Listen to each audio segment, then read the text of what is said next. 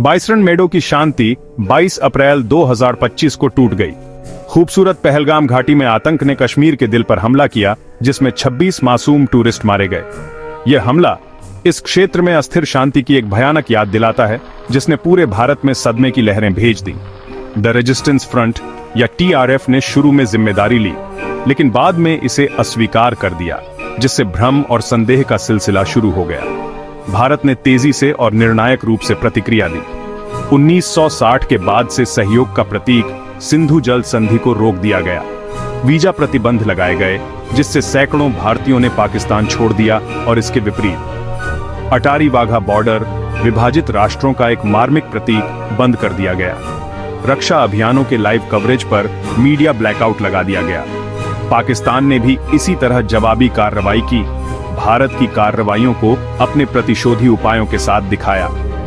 भारतीय उड़ानों के लिए हवाई क्षेत्र बंद कर दिया गया, जिससे दोनों देशों के बीच एक महत्वपूर्ण लिंक काट दिया गया। पहले से ही तनावपूर्ण व्यापारिक संबंध आधिकारिक तौर पर निलंबित कर दिए गए थे। इस्लामाबाद का बयान तेजी से शत्रुतापूर्ण होता गया। देश के विदेश मंत्री बिलावल भुट्टो जरदारी ने नदियों में खून की धमकी दी। दुनिया ने सांस रोककर देखा, क्योंकि परमाणु हथियारों से लैस पड़ोसियों के बीच तनाव बढ़ गया। युद्ध का साया भारतीय उपमहाद्वीप पर एक लंबी छाया डाल रहा था। पहलगाम हमले ने पुराने घावों को खोल दिया था और नए डर पैदा कर दिए थे। सबके मन में एक ही सवाल था, क्या भारत और पाकिस्तान युद्ध करेंगे? पहलगाम हमले के बाद हवा में उग्र भाषण और उत्तेजक बयान गूंज उठे। दोनों पक्षों ने कूटनीति के एक खतरनाक खेल में हिस्सा लिया। उनके शब्दों ने शत्रुता की आग को हवा दी। भारत के नेताओं ने दुख और क्रोध से भरी आवाजों में हत्याओं का बदला लेने की कसम खाई। इस बीच पाकिस्तान ने अपने पड़ोसी को बदनाम करने के लिए भारत पर हमले की साजिश रचने का आरोप लगाते हुए इनकार और बचाव की अपनी जानी पहचानी चाल चली। हालांकि बयानबाजी सिर्फ राजनीतिक मुद्रा से कहीं अधिक थी।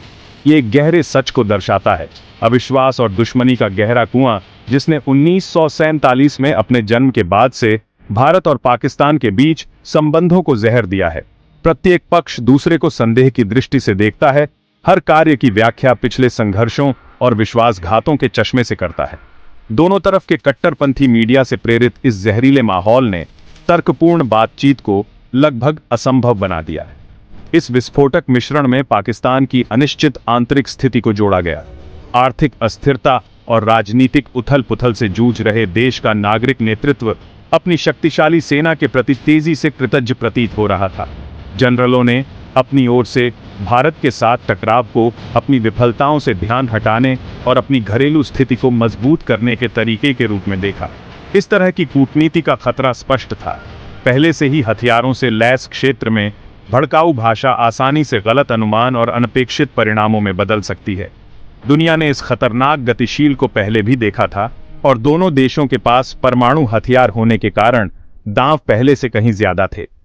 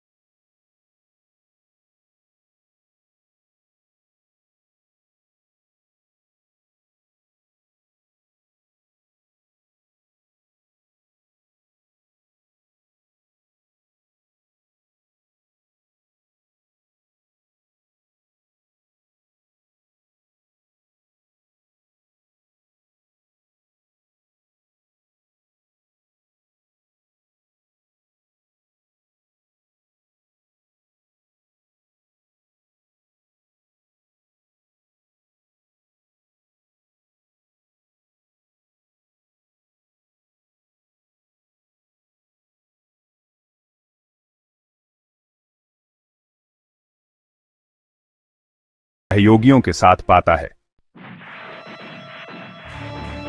चौथा भाग, पिछले संघर्षों के भूत हिंसा से भरा इतिहास। भारत पाकिस्तान प्रतिद्वंद्विता कोई नई घटना नहीं है। यह 4 युद्धों और अनगिनत झड़पों के खून से सने एक साझा इतिहास में निहित है। 1947 में ब्रिटिश भारत का विभाजन, जिसने धार्मिक आधार पर उपमहाद्वीप को अलग कर दिया, ने इस स्थायी संघर्ष के बीज बोए। उस दर्दनाक घटना के निशान, जिसने मानव इतिहास में सबसे बड़े सामूहिक पलायन में से एक को देखा, दोनों देशों के मानस को आकार देना जारी रखते हैं। तब से दोनों देशों ने 1947 से 48, 1965, 1971 में युद्ध लड़े हैं, जिसके कारण बांग्लादेश का निर्माण हुआ, और 1999, जिसे कारगिल युद्ध के रूप में जाना जाता है। प्रत्येक संघर्ष ने अविश्वास और दुश्मनी की खाई को गहरा कर दिया है, जिससे स्थायी शांति की संभावना और भी मायावी लगती है। जबकि भारत सभी प्रत्यक्ष सैन्य टकरावों में विजयी हुआ है, पाकिस्तान ने अपने पड़ोसी के क्षेत्र में काम करने वाले छद्म युद्धों और आतंकवादी समूहों का समर्थन करते हुए भारत को 1000 कटों से खून बहाने की रणनीति अपनाई है। इस असम्मित युद्ध ने बर्तन को उबलते रखा है, यह सुनिश्चित करते हुए कि खुली शत्रुता के अभाव में भी तनाव बना रहे। अगर आपको यह वीडियो पसंद आया हो तो इसे लाइक और शेयर जरूर करें, और ऐसे ही रोमांचक वीडियो देखने के लिए हमारे चैनल को सब्सक्राइब करना ना भूलें। अगले वीडियो में फिर मिलेंगे, तब तक के लिए अलविदा।